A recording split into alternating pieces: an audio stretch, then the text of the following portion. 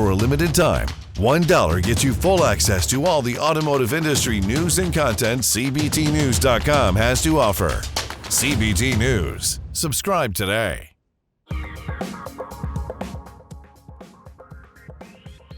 Welcome back to the latest episode of the Future of Automotive on CBT News, where we put recent automotive and mobility news into context of the broader thematic areas impacting the industry. I'm Steve Greenfield from Automotive Ventures, and I'm glad that you could join us this week. We have two notable and newsworthy items out of China this week. First up, it's growing increasingly probable that we start to see Chinese automakers bring their impressive and importantly inexpensive electric cars to the US. I spent a lot of time over in China 15 years ago, and I found that the build quality of the cars was pretty sad back then. Fast forward to current day, and the cars have improved by leaps and bounds, and after many years of threatening to set up shop in America, some of the Chinese OEMs are getting closer to making the move into the US.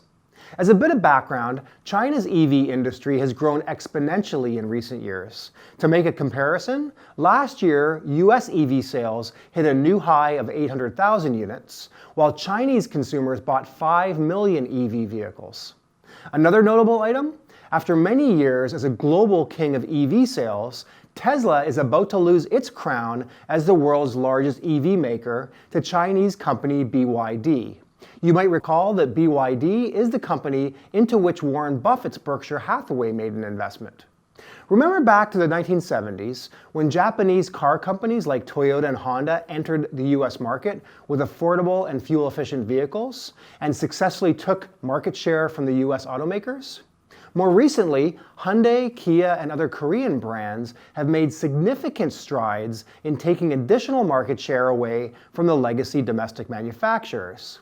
With the recent inflated prices for new vehicles and average MSRPs hovering around $50,000, we may find that history repeats itself. Chinese EV manufacturers may be able to gain a foothold in the US by coming in with budget-priced vehicles. But the road to get there is not going to be easy. Political tensions between China and the US continue to dominate the news cycle. Consumers here may be less likely to support Chinese brands than they would Japanese or Korean brands in the past. And remember that the Trump-era import tariff of 27.5% remains in effect on Chinese cars, and the current administration's Inflation Reduction Act, tax credits for EVs, favors vehicles built in North America with battery components that don't come from China. But for those doubters, keep an eye on Polestar, a Swedish EV brand owned by Geely and Volvo, who is already importing vehicles from China. Just this week, we saw that Geely has doubled their ownership stake in Aston Martin, and the EV manufacturer NIO, known for their battery swap stations, has announced plans to enter the US by 2025.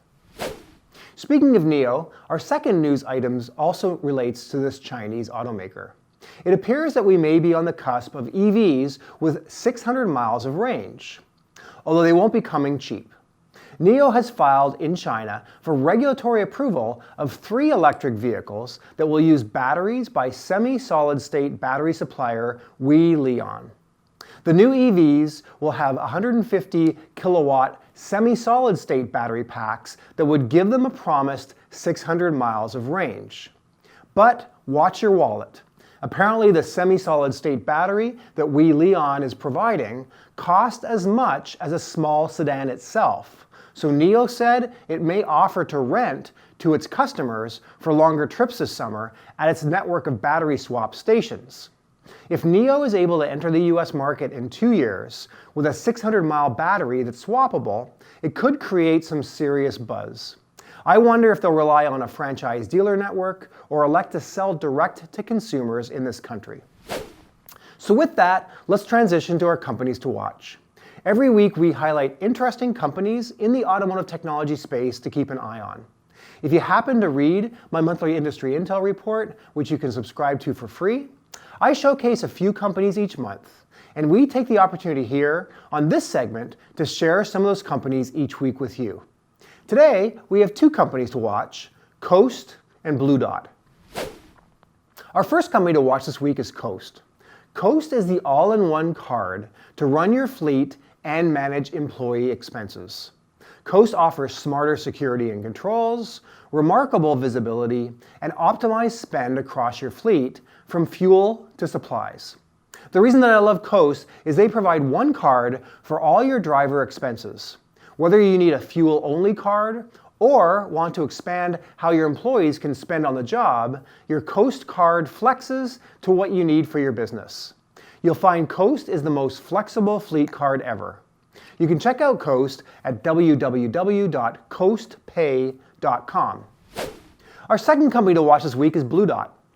Blue Dot is also in the credit card space and simplifies your EV charging payments.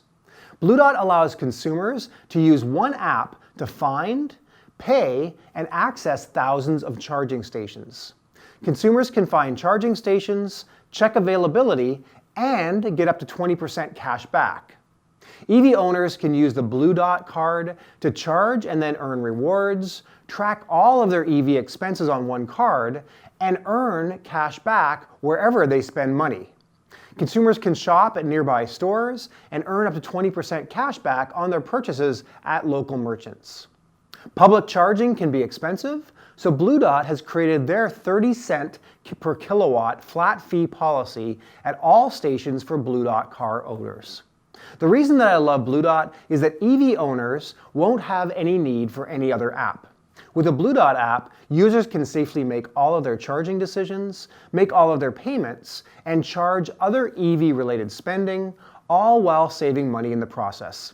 You can check out Blue Dot at www.thebluedot.co. So that's it for this week's Future of Automotive segment. If you're an auto tech entrepreneur working on a solution that helps car dealerships, we want to hear from you. We are actively investing out of our new dealer fund. If you're interested in joining our investment club to make direct investments into auto tech and mobility startups with small checks, please join the club. There's no obligation to start seeing our deal flow, and we continue to have attractive investment deals available to our members. And don't forget to check out my book, The Future of Automotive Retail, which is now available on Amazon.com. Thank you for tuning in to CBT News for this week's Future of Automotive segment, and we'll see you next week.